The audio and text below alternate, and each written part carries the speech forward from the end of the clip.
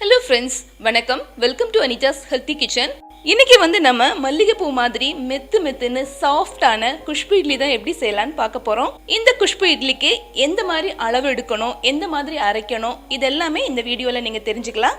ஏற்கனவே நம்ம சாஃப்ட் இட்லி செய்யறதுக்கான டிப்ஸோட வீடியோ பண்ணியிருக்கோம். அதோட லிங்கையும் நான் டிஸ்கிரிப்ஷன் பாக்ஸ்ல கொடுக்குறேன்.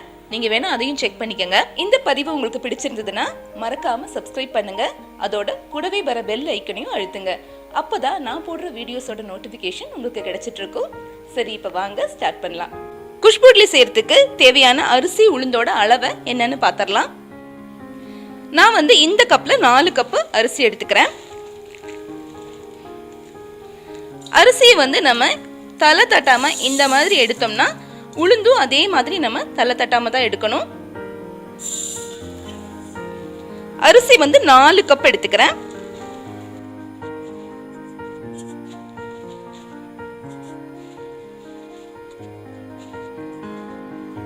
இப்ப 4 கப் அரிசி எடுத்தாச்சு. 4 கப் அரிசிக்கு 1 கப் உளுந்து எடுத்துக்கலாம். உளுந்தும் அதே மாதிரி தலை தட்டாம 1 கப் எடுத்துக்கணும். நம்ம அரிசியை தலை தட்டி எடுத்தோம்னா அதே அளவு நம்ம உளுந்தையும் தலை தட்டி எடுத்துக்கணும். அரிசி நம்ம இப்போ குமிச்சலா எடுத்திருந்தோம், அதனால உளுந்தையும் அதே மாதிரி எடுத்துக்கிட்டேன். நம்ம எடுக்கிற அரிசி உளுந்தும் நல்ல குவாலிட்டியா இருக்கணும். உளுந்து புது உளுந்தா இருந்தா தான் உங்களுக்கு நிறைய மாவு கிடைக்கும். பழைய உளுந்தா இருந்தா அவ்வளவுக்கு மாவு கிடைக்காது உங்களுக்கு. அடுத்து பாத்தீங்கன்னா நம்ம ஜவ்வரிசி அளவு எடுத்துக்கணும்.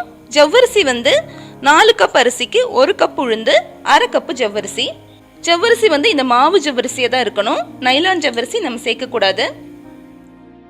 இப்ப இது மூணுத்தையும் நம்ம நல்லா கழுவி சுத்தம் பண்ணிட்டு ஊற வைக்கலாம். 6 மணி நேரம் நம்ம ஊற வச்சு எடுத்தா போதும். உளுந்த நம்ம அரைக்கிறதுக்கு 1-2 மணி நேரத்துக்கு முன்னாடியே ஃப்ரிட்ஜில் வச்சிடணும். இப்ப 6 மணி நேரம் ஆயிடுச்சு. அரிசி, உளுந்து, சவ்வரிசி எல்லாமே நல்லா ஊறி இருக்கு. உளுந்த மட்டும் நான் 2 மணி நேரம் ஃப்ரிட்ஜில் வச்சிருந்தேன்.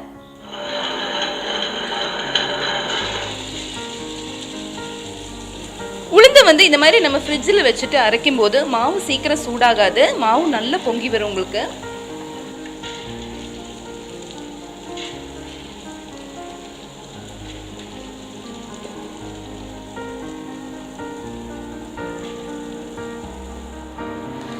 அப்பப்ப இந்த மாதிரி கொஞ்சம் கொஞ்சமா தண்ணி சேர்த்து நல்லா கெட்டியா அரைச்சு எடுக்கணும்.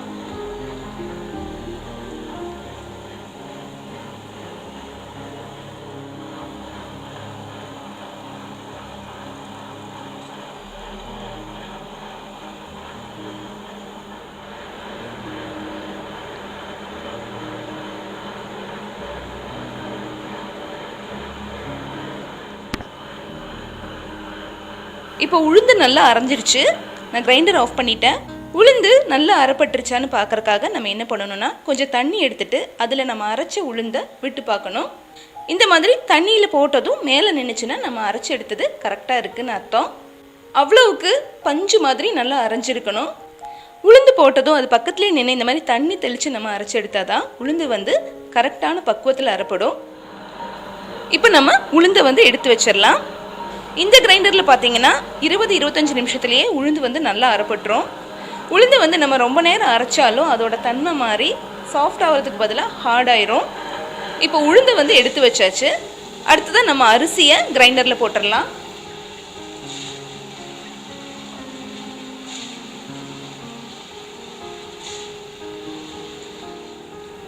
அரிசி போடும்போது கூடவே பார்த்தீங்கன்னா நம்ம ஊற வச்ச ஜவ்வரிசி அதோட சேர்த்துக்கலாம்.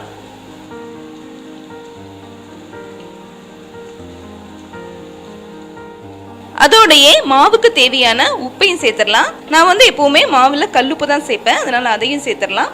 அரிசியை நம்ம ரொம்ப நைஸா அரைச்செடுக்காம கொஞ்சம் திருத்திருன்னு அரைச்சிக்கணும். ரொம்ப திருத்திருன்னு அரைக்கவும் கூடாது. அரிசி இந்த மாதிரி ஒரு 90% நம்ம அரைச்சு எடுத்துக்கணும். கையில எடுத்து பார்க்கும்போது லேசா திருத்திருன்னு இருக்கிற மாதிரி இருக்கணும். இந்த அளவுக்கு அரைச்சு எடுத்ததும் நம்ம அரிசியை எடுத்து வச்சிடலாம்.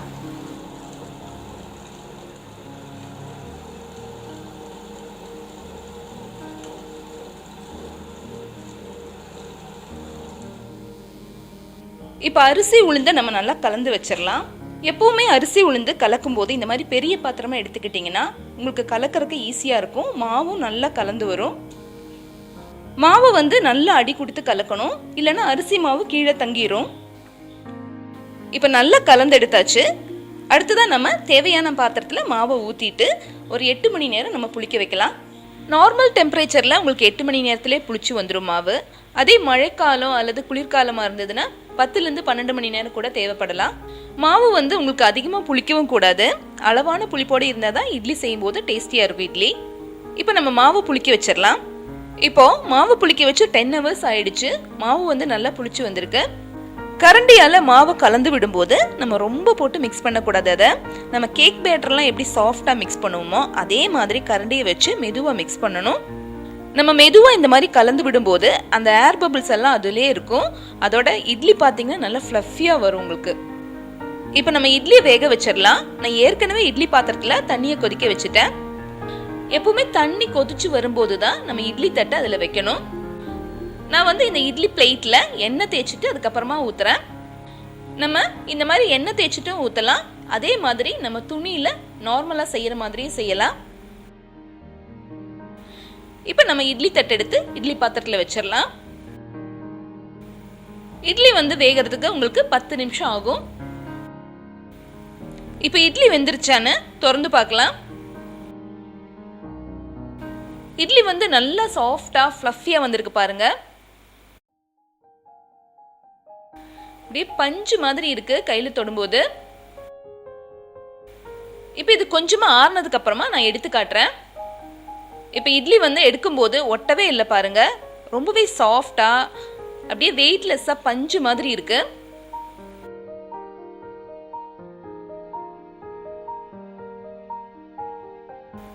அடுத்ததா துணி வச்சு நம்ம ஊத்தன இட்லி எப்படி இருக்குன்னு பார்க்கலாம். இப்போ கொஞ்சமா தண்ணி தெளிச்சிட்டு நம்ம எடுத்துடலாம். துணியில அதிகமா ஒட்டவே இல்லை, ரொம்ப சூப்பரா வந்திருக்கு.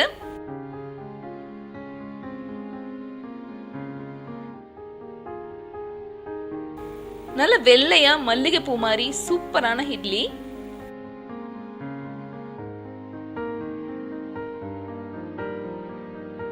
வீடியோல சொன்ன எல்லா டிப்ஸையும் ஃபாலோ பண்ணி நீங்க கரெக்டா பண்ணீங்கன்னா உங்களுக்கும் இதே மாதிரி சாஃப்டான குஷ்பூ இட்லி கிடைக்கும்.